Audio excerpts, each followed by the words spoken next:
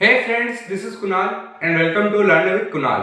हम पढ़ रहे थे हमारे ज्योग्राफी का 7th लेसन तृतीयक एवं चतुर्थक क्रियाकलाप। उसमें हमने तृतीयक क्रियाकलापों में व्यापार एवं वाणिज्य, परिवहन, संचार और सेवाओं के बारे में पढ़ लिया था। आज हम बात करेंगे पर्यटन के बारे में, जो एक तृतीयक क्रियाकलाप का एक महत्वपूर्ण या फिर चयनित उदाहरण है। और हमने कल तृतीय क्रियाकलापों में संलग्न लोगों के बारे में भी पढ़ा था। विकासशील देशों में कितने लोग इस कार्य में संलग्न हैं, विकसित देशों में कितने लोग तृतीय क्रियाकलापों में, इन सब के बारे में हमने देखा था। तो आज हम एक उदाहरण लेते हैं पर्यटन, जिसपे हमारे पुस्तक में एक पूरा टॉपिक दिया हुआ, उसको हम विस्तार से पढ़ेंगे। और ये टॉपिक इतना अच्छा है कि इसमें से लगभग आपके इस लेसन में से इसमें से एक या दो क्वेश्चन पक्के ही आएंगे। तो इसको आप ध्यान से पढ़ ले, और जिसने भी इससे पहले वाले वीडियो नहीं देखे वो जाकर इससे पहले वाले वीडियो देख ले। अब हम बात करते हैं यहाँ पे पर्यटन। पर्यटन पर्यटन किसे कहते हैं? पर्यटन क्या है? पर्यटन एक ऐसी यात्रा है जो व्यापार की बजाय आमोद प्रमोद के उद्देश्यों को दृष्टिगत रखते हुए की जाती है। यानी ये जो पर्यटन एक ऐसी यात्रा है जो व्यापार के बजाय, पर्यटन में व्यापार नहीं होता, यानी जो बड़ा माल एक्सपोर्ट और एक्सपोर्ट नहीं होता है, परंतु इसमें क्या होता है, आमद प्रमोद होता है। यानी जो परिवहन के माध्यम से इसमें क्या होता है, इसके उद्देश्यों की पूर्ति की जाती है। तो हम व्यापार की बजाय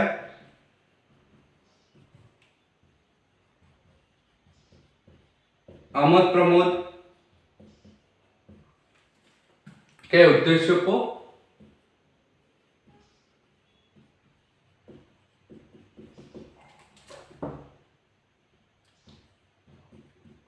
दृष्टिगत रखते हुए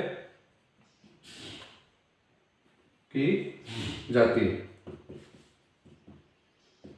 पर्यटन जो शब्द हम सुनते हैं, हमारे दिमाग में ऐसी ऐसी वस्तु आने लगती है, जैसे कि हम कहीं घूमने गए, उसके बाद ये भी पर्यटन में आता है। तो हमारे दिमाग में अलग अलग प्रकार के पर्यटन जैसी जो जगह है उनके बारे में विचार आने लगते हैं। तो पर्यटन इस प्रकार का एक है, इतना समझने में इतना कठिन भी नहीं है, क्योंकि ये जो परिभाषा है तो नॉर्मली, लेकिन इसको आप आराम से समझ सकते हैं कि व्यक्तिगत उद्देश्य के लिए भी मनुष्य परिवहन के माध्यम से उसकी इच्छाओं की पूर्ति के लिए एक स्थान से दूसरे स्थान तक भ्रमण करता है, उसे भी पर्यटन कहा जा सकता है। इसलिए इसे आराम से आप समझ सकते हैं। अब हम बात करेंगे पर्यटन की विशेषताओं के बारे में। पर्यटन की क्या क्या विशेषता है, तो हम यहाँ पे लिखेंगे, ये हो गया पर्यटन किसे कहते हैं। अब यहाँ पे लिखेंगे आप विशेषताएं,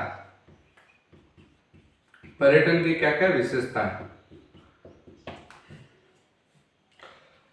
तृतीय क्रियाकलापों में पर्यटन सर्वाधिक महत्वपूर्ण सेवा क्षेत्र है, जिससे विश्व के सकल घरेलू उत्पाद का लगभग 40% भाग प्राप्त होता है। यानी जो इसकी विशेषता में पहला आएगा कि इससे विश्व के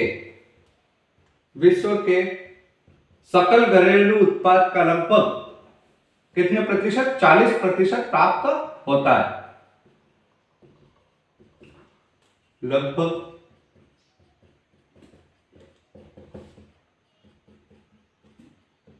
प्राप्त होता है।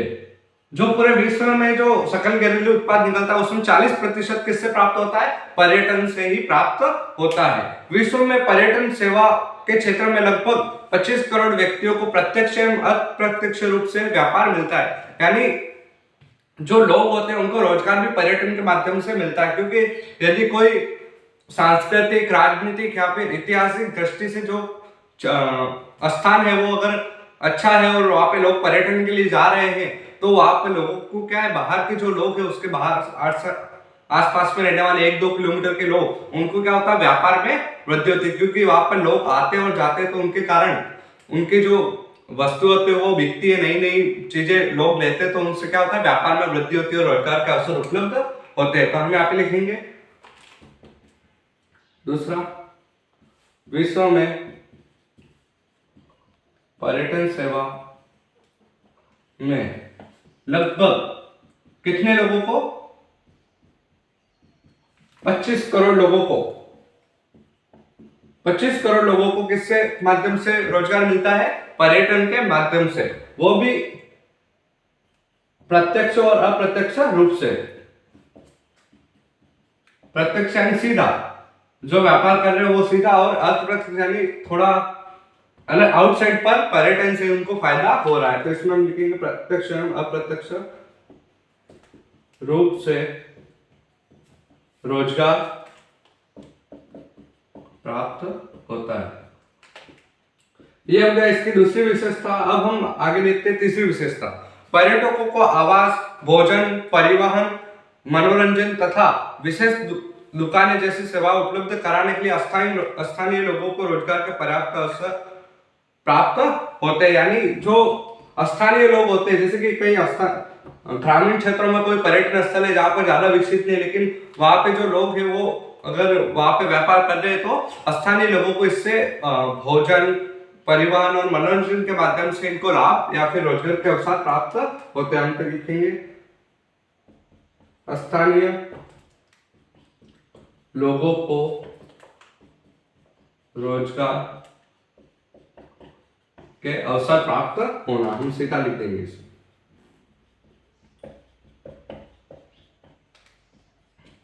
इसके बाद चौथा है पर्यटन सेवाओं द्वारा स्थानीय स्तर पर अवसंरचना उद्योग, फुटकर व्यापार तथा शिल्प उद्योगों को बढ़ावा मिलता है। यानी हम पर्यटन देखें तो हम कहीं बाहर घूमने जाते हैं तो वहां पर हम क्या देखते हैं, ज्यादातर जो स्थल है उसके साइड साइड में बहुत सारी दुकानें लगी हुई होती है ताकि पर्यटक आए और वहां पर जाके खरीदारी कर सके। इसके पश्चात फुटकर व्यापार यानी रिटेलर, जो हमारे गांव में भी रिटेलर होते हैं उसी प्रकार, क्योंकि थोक व्यापार तो वहां पर काम नहीं आएगा, क्योंकि पर्यटक सीधा माल उपभोग करता है, इसलिए उसमें रिटेलर ही काम आएगा। इसके पश्चात हम देखें तो इसमें शिल्प उद्योग यानी जो हाथ से जो चीजें बनाई जाती है शिल्पकारी करके, वो इन चीजों को भी बढ़ावा मिलता है। तो हम यहाँ पे लिखेंगे अवसंरचना उद्योग,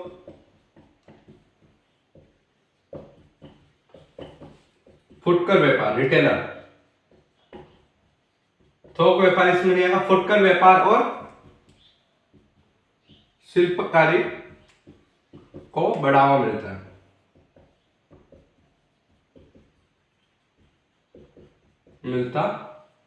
ये आपका 4। इसके बाद एक अंतिम विशेषता और है जिसके बारे में हम देख लेते हैं। इसके बाद हम बात करेंगे इसके प्रमुख कारकों के बारे में। हम इसमें लिख देते हैं अंतिम विशेषता।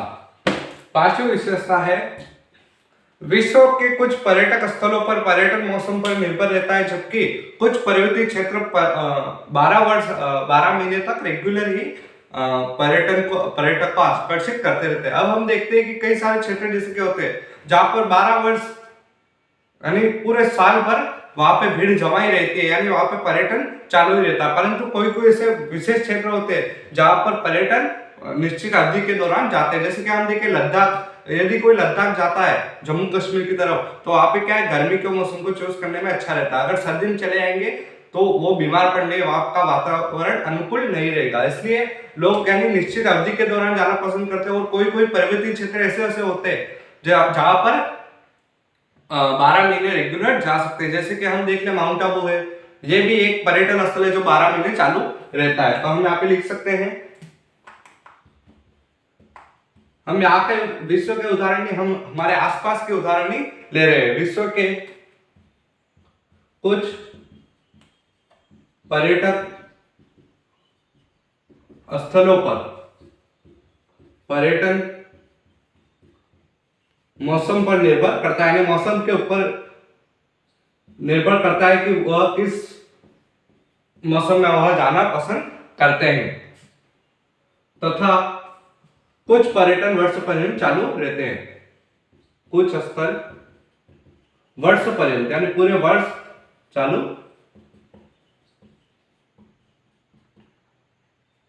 खुले चलते हैं, ये भी हम लिख सकते हैं। यह वही इसकी 5 विशेषता है। पहले में आ गया हमारे सकल घरेलू उत्पाद के बारे में, सेकंड में है रोजगार के अवसर प्रत्यक्ष एवं अप्रत्यक्ष रूप से, तीसरे में भी रोजगार का अवसर है लेकिन वो स्थानीय स्तर पर है, और चौथे में आया है फुटकर व्यापार, रिटेलर, शिल्प उद्योगों, इन सबको बढ़ावा मिला। और पांचवा में आया मौसम, ये पर्यटन स्थल किस प्रकार के होते हैं और ये किस अवधि के दौरान जाया जाता है।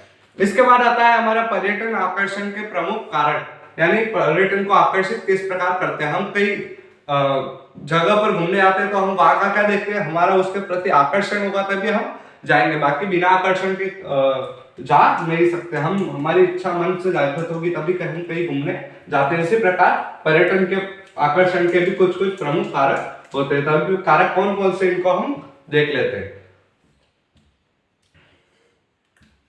पर्यटन आकर्षण के प्रमुख कारक, इसमें पहले कारक आता है जलवायु। अवकाश के दौरान पर्यटक प्राय ऐसे क्षेत्रों में जाना पसंद करते हैं जहां पर अनुकूल जलवायु मिलती है, यानी जो पर्यटक होते हैं वो कहां पर जाना पसंद करते हैं, जहां पर अनुकूल जलवायु हो। अब जैसे कि अत्यधिक ठंड पड़ रही है, वहां पे भी मनुष्य जाना पसंद नहीं करेगा, कोई व्यक्ति जाना पसंद नहीं करेगा। और अत्यधिक गर्मी पड़ रही है, जैसे कि रेगिस्तानी इलाका में गर्मी के मौसम में जाना कोई पसंद नहीं करेगा। तो ये सभी जलवायु पर निर्भर करता है। तो हम इसमें लिखेंगे जलवायु, और इसमें हम लिख देंगे कि अवकाश अवधि के दौरान, अवकाश अवधि के दौरान पर्यटक प्राय अनुकूल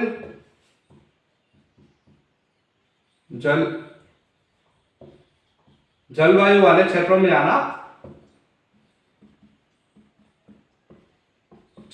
जाना अधिक पसंद करते हैं।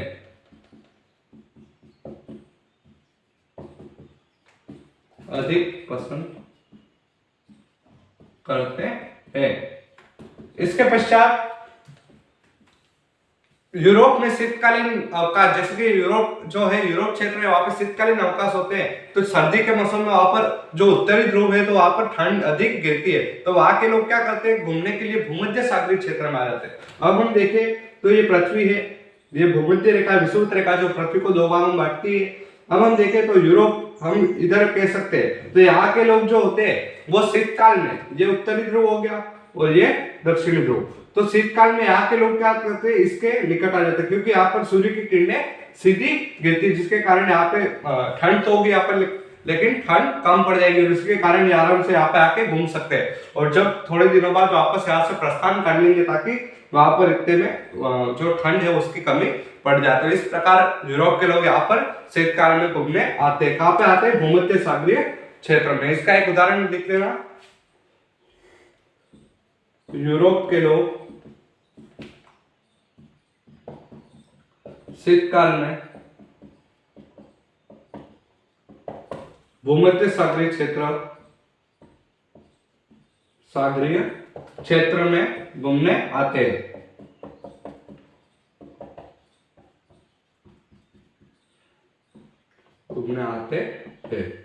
ये हो गया इसकी जलवायु पर निर्भरता, इसका एक प्रमुख कारक। अब सेकंड आता है भूदृश्य आकर्षण। सेकंड है भूदृश्य आकर्षण, यानी उस भूमि को देखकर उसका आकर्षण किस प्रकार है, इस पर भी ये पर्यटन जो है वो निर्भर करता है। पर्यटक को वो स्थान कैसा लगा ये भी उस पर निर्भर करता है। पर्वतीय दृश्य जैसे कि माउंट आबू हम मान सकते हैं। झीलों में कौन सा आ गया, उदयपुर, झीलों की नगरी।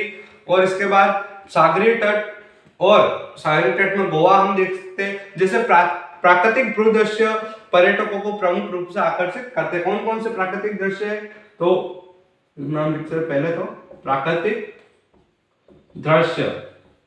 अभी दृश्य मनुष्य पर्यटक को आकर्षित करते कौन कौन से, तो पर्वतीय भूदृश्य। इसमें हम एक एक उदाहरण भी देख सकते हैं, जैसे लद्दाख भी इसमें पर्वतीय भूदृश्य में आ गया। इसके पश्चात माउंट आबू भी आ गया। इसके बाद झीलों में क्या आ गया, तो उदयपुर झीलों की नगरी कहा जाता है, तो झीलें उदयपुर में मान सकते हैं, जयसमंद झील है। इसके पश्चात आ गया तीसरा सागरीय तट, गोवा, महाराष्ट्र, ये सभी सागरीय तट, द्वारका है, ये सभी जो है वो भूदृश्य आकर्षण के कारण ही प्रचलित है। तो इसमें हम ये सेकंड हमारा प्रमुख आकर्षण का कारक हो गया। अब तीसरा आता है इतिहास एवं कला के क्षेत्र में आकर्षण। ये दो टॉपिक हो गए, हम लिखेंगे अब तीसरा इतिहास एवं कला। इतिहास और कला में किस प्रकार ये लोगों को पर्यटकों को आकर्षित करते हैं। इतिहास एवं कला। प्राचीन स्मारक, विरासत स्थलों, पुरातत्व स्थलों, किलों, महलों तथा धार्मिक स्थलों का आकर्षण भी पर्यटकों को आकर्षित करता है। कौन सा आकर्षण करता है? तो पहला है प्राचीन स्मारक। प्राचीन स्मारक जो होते हैं वो इनको आकर्षित। प्राचीन स्मारक को हम क्या कह सकते हैं? जैसे कुतुब मीनार, ये स्मारक है। इसके पश्चात विरासत स्थलों, जहां पे विरासत स्थापित हुई थी। इसके पश्चात हम जैसे कि हमारे स्कूल के भी कई पिकनिक जाती है तो वो कहाँ पे ले जाते हैं? जैसे कि कोई प्राचीन ऐतिहासिक, जैसे चित्तौड़गढ़ जाते हैं। ज्यादातर स्कूल वाले लोग चित्तौड़गढ़ की तरफ ज्यादा जाना पसंद करते हैं क्योंकि वहां पर प्राचीन स्मारक बने हुए हैं। इसके बाद विरासत स्थल है, वहां पर इतिहास के ज्ञान की बहुत सारी बातें हैं। रणथंभौर भी हम जाते हैं तो वहां पे हमीर देव के घोड़े के पश्चिम भी है, ऐसा बताया जाता है। लेकिन जो महल बना हुआ उसको भूदृश्य देख के विद्यार्थी को उसके बारे में दार्शनिक स्थल से ज्ञान भी प्राप्त हो जाता है। तो हम यहाँ पे लिखते हैं पुरातत्व स्थल भी लिख सकते हैं, पुरातत्व स्थल। इसके बाद किले, और इसमें आ जाता है महल व धार्मिक स्थल। यह सभी इसके आकर्षण के प्रमुख कारण है। हम भी देखते हैं कि आज भी लोग ताजमहल जाते हैं, आगरा में जाना बहुत ही पसंद करते हैं। इसके बाद आमेर का किला है, ये सभी किले हैं जिनमें लोग जाना अत्यधिक पसंद करते हैं। और धार्मिक स्थल में हम देख सकते हैं जैसे कि मथुरा है, मक्का मदीना है, बहुत सारी जगह है, केदारनाथ है, बद्रीनाथ, जो धार्मिक स्थल के रूप में प्रचलित है। वहां पे लोग पर्यटन जाना पसंद करते हैं। तो ये सभी पर्यटकों को आकर्षण करने वाले इतिहास और कला के कुछ उदाहरण है। इसके बाद आता है चौथा व अंतिम, संस्कृति व अर्थव्यवस्था। संस्कृति व अर्थव्यवस्था के रूप में मानव जातीय स्थानीय रीतियों को पसंद करने वालों को पर्यटन लुभाता है।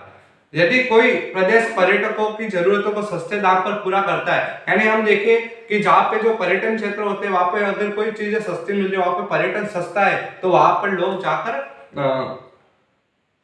क्या करेंगे? ठहरेंगे। और उससे क्या होगा कि जो वहां के लोग हैं वहां पर उनको फायदा होगा। तो हम लिखेंगे यहाँ पर मानव जातीय और स्थानीय रीतियों को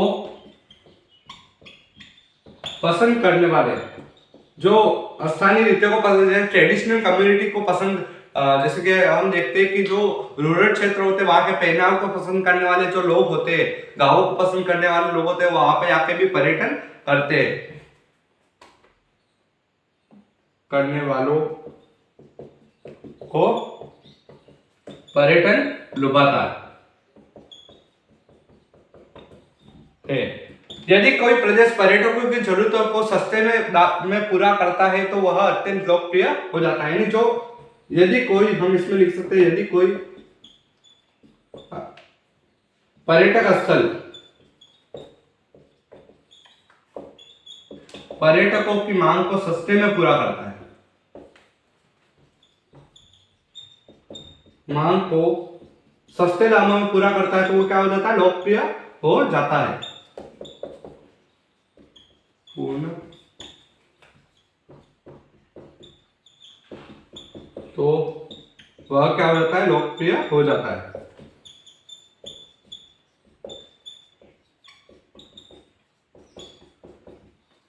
हम भी देखते हैं यदि कोई क्षेत्र है जहां पर अच्छी घूमने लायक जगह है और वहां पर जाने का खर्चा बहुत ही कम आ रहा है, तो ज्यादातर लोग वहां पर घूमना जाना पसंद करते हैं। तो इसी प्रकार हम देखते हैं घरों में रुकना एक लाभदायक व्यापार बनकर उभरा है। जैसे कि गोवा में हेरिटेज होम्स और कर्नाटक में मेडिकल केयर और पूर्व, घरों में रुकना एक लाभदायक व्यापार बन गया है। घरों में रुकना ये एक व्यापार के रूप में आ गया है, जो एक व्यापार है ये अत्यधिक लाभदायक है। हम देखते हैं कि अभी वर्तमान में हम जैसे कि सोशल मीडिया का यूज करते हैं, उस पर भी हम कई सारी जगह देखते हैं जिनमें लोग बाहर जाकर ट्योर करके फिर अपनी पोस्ट डालते हैं, जिसमें हम देखते हैं कि ऐसे ऐसे घर बनाए होते हैं प्रकृति के बीच, नेचर के बीच। जो लोग नेचर को पसंद करते हैं उनके लिए स्पेशल एक घर या फिर हेरिटेज बनाए जाते हैं, जिनके माध्यम से वो प्रकृति के निकट जा सके और वहां पे जाके ये रुकते हैं, जिनसे उनको भी, उनके मन को भी शांति एंड पीस का अनुभव होता है। और जो वहां का जो मालिक है, जो ओनर है उसका या फिर जो संचालक है, उसको भी इसमें प्रॉफिट होता है। तो इससे पर्यटन से बहुत सारे फायदे हैं। तो इसमें दो उदाहरण दिए गए हैं। गोवा में हेरिटेज होम्स, यहाँ पे आप लिख सकते हैं, गोवा में क्या है, हेरिटेज होम्स। हेरिटेज गोवा में क्या है, समुद्र किनारे, तो समुद्र किनारे जो सागरी तट है, तो वहां पर समुद्र किनारे जो हेरिटेज होम्स बने होंगे, वहां से वो समुद्र का नजारा बहुत ही अच्छा दिखता है, जिसके माध्यम से ये चलता है हेरिटेज होम्स। इसके बाद कर्नाटक में क्या है, कर्नाटक में भी दो जगह है, मेडिकेरे और कुर्ग। मेडिकेरे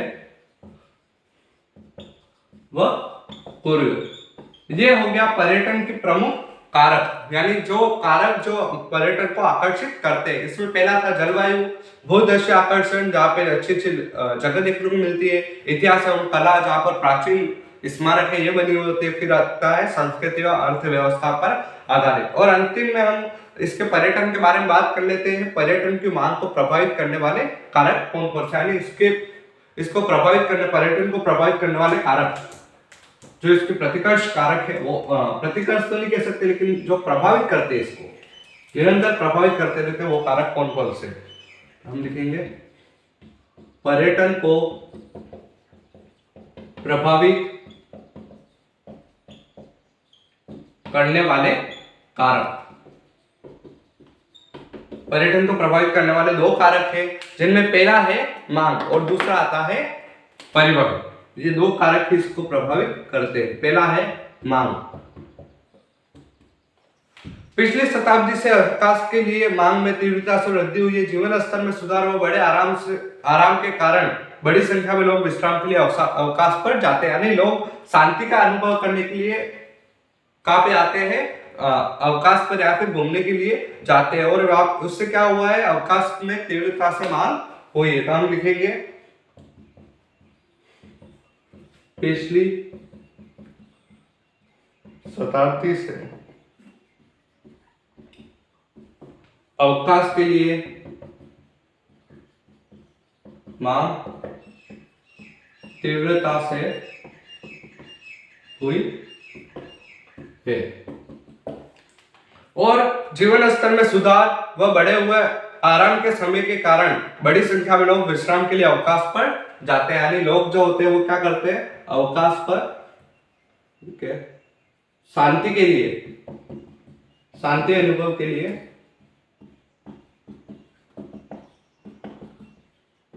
कहां पर जाते हैं, अवकाश पर जाते हैं, जिससे अवकाश की मांग बढ़ गई है। अब इसके बाद दूसरा इसको प्रभावित करने वाला कारक है परिवहन, जो ट्रांसपोर्टेशन जो है वो इसको प्रभावित करने वाला दूसरा कारक है। इसमें लिखेंगे सेकंड परिवहन। परिवहन किस प्रकार इसको प्रभावित करता है, तो परिवहन सेवाओं में सुधार के साथ साथ पर्यटन का विस्तार भी हुआ है। अब जैसे कि हम देखें, परिवहन जैसे परिवहन का जाल बिछ गया है अभी वर्तमान में पूरे भारत में, तो उससे क्या होता है, परिवहन में हम कहीं पे भी घूमना जाते हैं, घूमने जाना है, तो हम तुरंत यदि फ्लाइट से जाए, ट्रेन से जाए या फिर बस से जाए, पर हम आराम से आसानी से अब जा सकते हैं। पहले इन सभी चीजों में दिखती, तो इसलिए अभी पर्यटन स्थलों का विस्तार भी हुआ है। तो हम लिखेंगे परिवहन सेवाओं के साथ साथ पर्यटन का भी विस्तार हुआ है,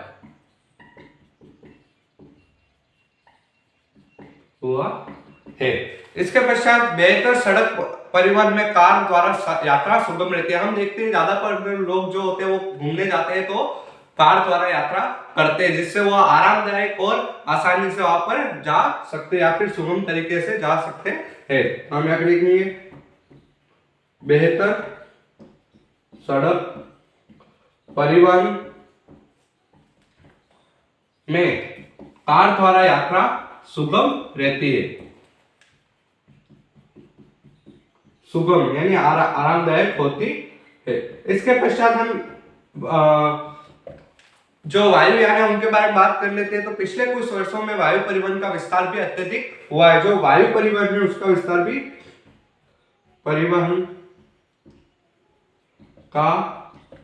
भी हुआ है। अभी हम देखें तो वायु परिवहन में कई कई योजनाएं चल रही है, बहुत सारी योजनाएं निकाली है अभी सरकार ने, जिसके माध्यम से वायु परिवहन को विस्तारित किया जा रहा है और उससे क्या होगा, पर्यटन भी इससे बढ़ने लगेगा। अब इसका एक उदाहरण है कि वायुयान द्वारा कुछ ही घंटों में यात्री अपने घर से विश्व के किसी भी कोने में जा सकता है। अवकाश पैकेज के प्रारंभ में पर्यटन की लागत को भी घटा दिया।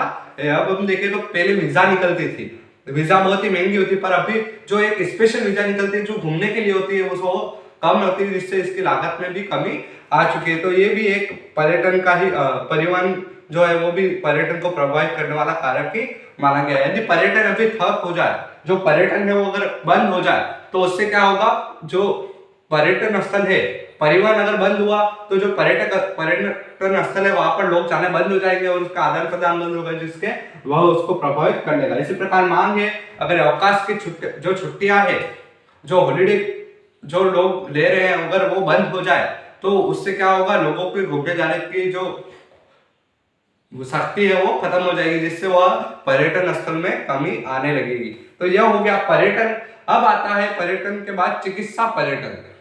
ये जो छोटा सा टॉपिक है ये भी अच्छा है, अगर इसको आप ध्यान से पढ़ेंगे तो इसमें भी 1 नंबर का क्वेश्चन अवश्य बनेगा। तो इसको हम देख लेते हैं, चिकित्सा पर्यटन। इसमें कोई चिकित्सा पर्यटन से हम देख सकते हैं कि यह हॉस्पिटलाइजेशन से जुड़ा हुआ है। ये किससे जुड़ा हुआ है, हॉस्पिटलाइजेशन से। चिकित्सा पर्यटन, जब चिकित्सा उपचार को अंतरराष्ट्रीय पर्यटन गतिविधि से जोड़ा जाता है तो उससे सामान्यतः चिकित्सा पर्यटन कहते हैं। चिकित्सा पर्यटन किसे कहते हैं, तो जब चिकित्सा उपचार यानी हॉस्पिटलाइजेशन को, उपचार को अंतरराष्ट्रीय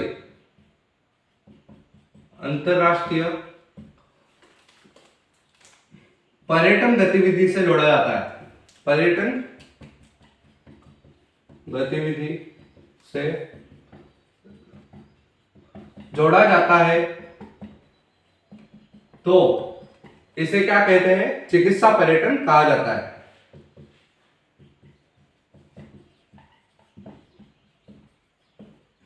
कहा जाता है।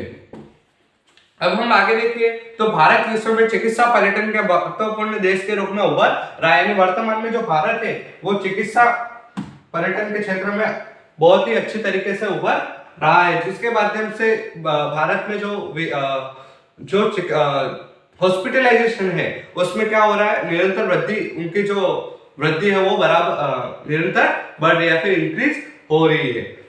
इसका मुख्य कारण यह है कि भारत के महानगरों में उच्च कोटि की अस्पताल जो विश्व स्तरीय सुविधाओं में सस्ती दरों पर उपलब्ध है। यानी जो भारत में अच्छी सुविधाएं मिलती है और वह सस्ती दरों पर होती है, इसी के कारण यह विश्व भर में वर्तमान में उभर रहा है। तो हम यहाँ पे लिख सकते हैं, भारत विश्व में चिकित्सा पर्यटन के रूप में उभर रहा है। और भारत, इसका कारण क्या है, तो इसका मुख्य कारण है कि यहाँ पे भारत, इसका कारण भी हम लिख देते हैं, तो भारत के महानगरों में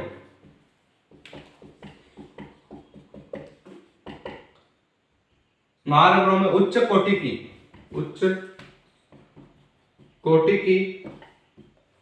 भारत के महानगरों में उच्च कोटि की जो सुविधा है या फिर चिकित्सा सुविधाएं सस्ती है, जिसके कारण यहाँ पर चिकित्सा पर्यटन अत्यधिक आगे उभर रहा है, सस्ती है। अब हम देखें तो इसका एक उदाहरण भी देख सकते हैं। तो 2005 में यूएसए यानी संयुक्त राज्य अमेरिका से 55,000 लोग कहाँ पे आए थे, भारत आए थे। क्या इन सुविधाओं का लाभ उठाने, या फिर जिनके पास पैसों की कमी होती है वो यहाँ पर सस्ती दरों में कुछ ऑपरेशन करवाना है, उनके लिए भी यहाँ पर आते हैं, तो यहाँ पर आके वह लाभ उठा सकते हैं। तो हम यहाँ पे लिख सकते हैं एक उदाहरण 2005 में संयुक्त राज्य अमेरिका, हम शॉर्टकट में यूएसए लिख देंगे। यूएसए से 55,000 लोग भारत में चिकित्सा सेवाओं का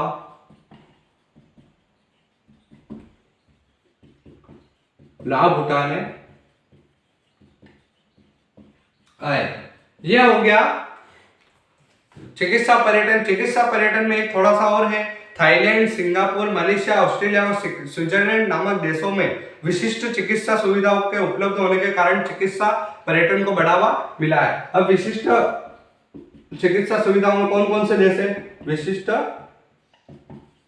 चिकित्सा सुविधा में अब ये कौन कौन से देश है, तो इसमें पहला देश है थाईलैंड, थाईलैंड के पश्चात सिंगापुर, मलेशिया, ऑस्ट्रेलिया और अंतिम है स्विट्जरलैंड। सबसे अमीर देश भी हम कह सकते हैं, लेकिन अभी शायद कोई दूसरा चेंज हो गया है, परंतु ये एक बार दे चुका है। तो ये सभी जो देश है, इन सभी देशों में विशिष्ट प्रकार की चिकित्सा सुविधा उपलब्ध है, इसलिए इनमें भी इनको चिकित्सा पर्यटन को बढ़ावा मिला है। ये हो गया हमारा चिकित्सा पर्यटन। अब आता है इसके साथ चिकित्सा पर्यटन के साथ साथ हमारा तृतीय क्रियाकलाप का टॉपिक समाप्त हो चुका है। अब आता है चतुर्थ क्रियाकलाप, और हम कल पढ़ेंगे पंचम क्रियाकलापों के बारे में। तो चतुर्थ क्रियाकलापों का ज्यादा इतना विस्तार नहीं दिया गया, इसलिए हम इसको आज ही क्लियर कर लेंगे। तो आज हम लिख देते हैं चतुर्थ क्रियाकलाप।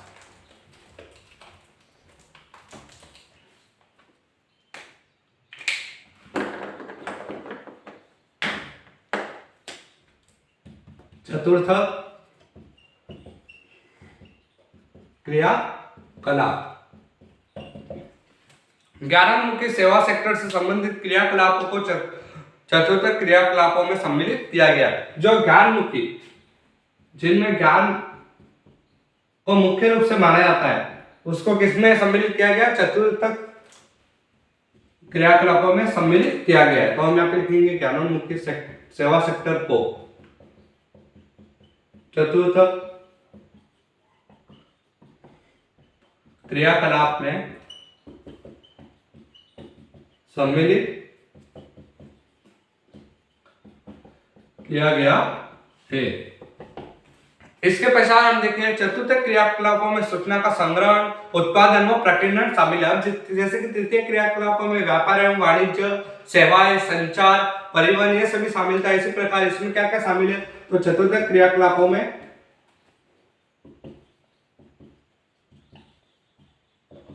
क्या सम्मिलित है, हम इसमें लिखेंगे सबसे पहला सूचना का संग्रहण, सूचना का संग्रहण, इसके बाद उत्पादन तथा अंतिम है प्रकीर्णन, इसमें ही सम्मिलित है। ये सभी इसके प्रमुख क्षेत्र भी हम,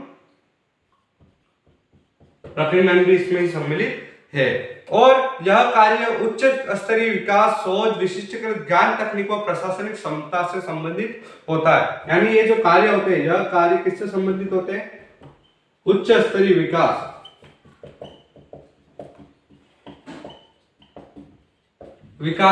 इसके पश्चात शोध व विशिष्टकृत ज्ञान तकनीक से संबंधित होते हैं।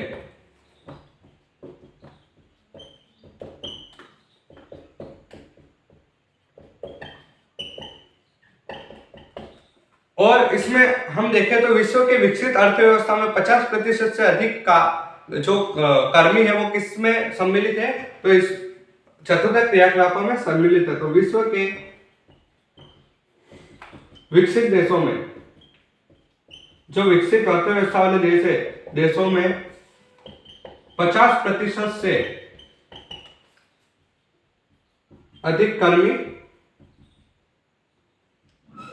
कर्मी इसी में कार्यरत है, यानी इन्हीं क्रियाकलापों में कार्यरत है। इसके पश्चात हम देखें तो आगे म्यूचुअल फंड प्रबंधक, परामर्शदाता, सॉफ्टवेयर कर्मी और विश्वविद्यालय शिक्षक के अलावा चिकित्सालयों, रंगमंचों, लेखाकारों और दलाली के जो कर्मचारी होते हैं, ये सभी भी इन्हीं में आते हैं। तो कौन कौन से, ये तो क्षेत्र हो गए इसके, अब कौन कौन इसमें कार्य करते हैं तो हम लिखेंगे म्यूचुअल फंड प्रबंधक। म्यूचुअल फंड क्या होता है आपको नहीं पता हो तो म्यूचुअल फंड एक ऐसे कोई किसी एक व्यक्ति द्वारा इसको संचालित किया जाता है, जो एक फंड होता है, जैसे आईसीआईसीआई एक बैंक है, उसके द्वारा इसको संचालित किया जाएगा। और उसमें क्या है, जैसे टेक्नोलॉजी का, टेक्नोलॉजी में जाएगा। अब टेक्नोलॉजी के जो स्टॉक है, जो शेयर मार्केट में लिस्ट होते हैं, तो उससे क्या होता है, जैसे ही शेयर की प्राइस अप जाएगी तो म्यूचुअल फंड उसको उसकी शेयर होल्डिंग कर रखेगा और उससे जो प्रॉफिट होगा वो ग्राहक को देगा, उसको ही म्यूचुअल फंड कहते हैं। हम यहाँ पे लिखे म्यूचुअल फंड प्रबंधक, इसमें आएगा परामर्शदाता, जो परामर्श देते हैं। इसके बाद सॉफ्टवेयर कर्मी,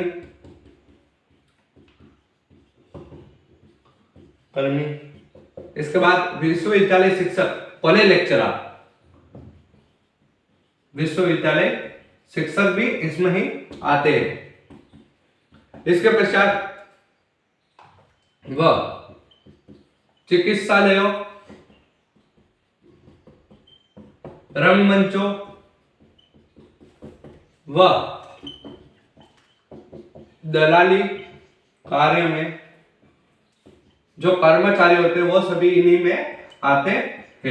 ये हो गए जो व्यक्ति इनमें आते हैं उनके बारे में। इसके पश्चात इसके क्षेत्रों के बारे में और इनमें कितने लोग विकसित देशों में 50% से अधिक लोग इसमें कार्य करते हैं। तो ये सभी इन्हीं वर्ग की सेवाओं से सम्मिलित है। ये किस चतुर्थ वर्ग की सेवाओं से सम्मिलित है,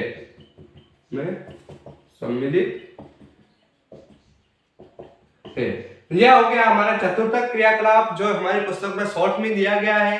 कल हम बात करेंगे 12 स्तरों और किसके बारे में, पंचम क्रियाकलापों के बारे में। हमने हमारा लेसन लगभग क्लियर कर लिया है। कल हमारा लेसन कंप्लीट हो जाएगा और इसके बाद हम शुरू कर देंगे मानव बस्तियां।